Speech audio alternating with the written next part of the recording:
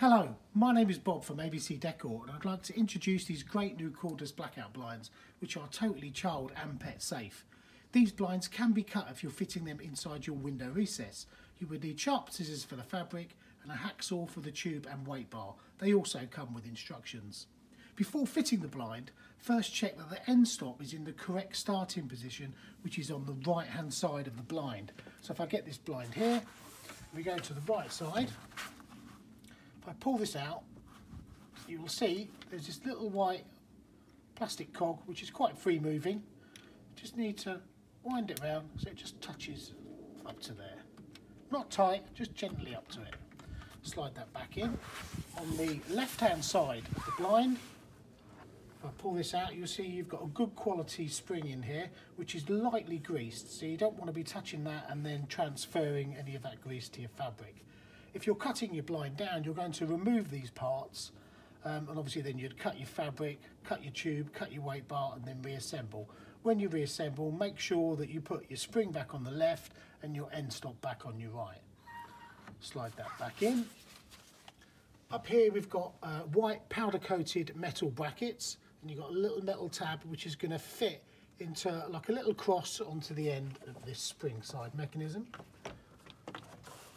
On the right hand side we have a little slot which goes down and then that goes down onto it and generally clicks into position like so. Because I've removed these parts, there's actually no spring tension on this blind at the moment, so if I was to pull that down it's not going to go up. So to apply the tension back, all I need to do is wind this little cog stroke wheel upwards like so. It takes quite a lot of doing to actually apply all the tension back to the blind. Obviously how much tension you have on it is entirely up to you.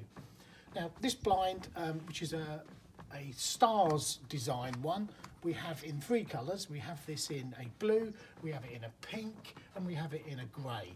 We also have a football design which is available in a blue or a red, or we have plain blackout versions of these cordless blinds which are available in quite a few colours.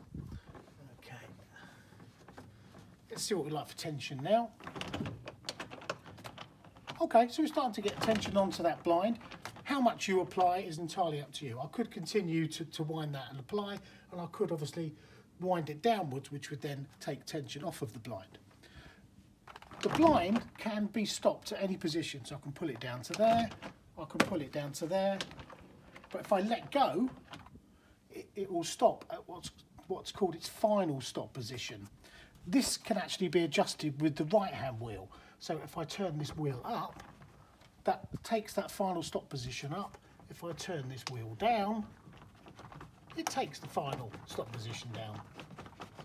It could be that you've got a really high window and you want it to actually be quite low at a final stop so it doesn't go too high that you can't reach it. A couple of other things to consider when purchasing a roller blind is that the roller blind width includes the fittings on the end. So if I was to put this tape measure across, you see that that's 90 centimetres including the brackets. Your fabric is about 86.5 centimetres, so it is actually about 3.5 centimetres less. The other thing to consider is if you're fitting it outside of your recess, i.e. in your room on the wall, you need to make sure that your blind is quite a lot wider than your actual window. So for instance, if you just imagine that you've got a window underneath here and you're outside and you've wall fixed it, you want about 10 centimetres overhang on each side. It's not an exact, it's just an amount. And again, you would be about 10 centimetres above your window. Okay, so I hope that video has been helpful and informative. Thank you. Bye-bye.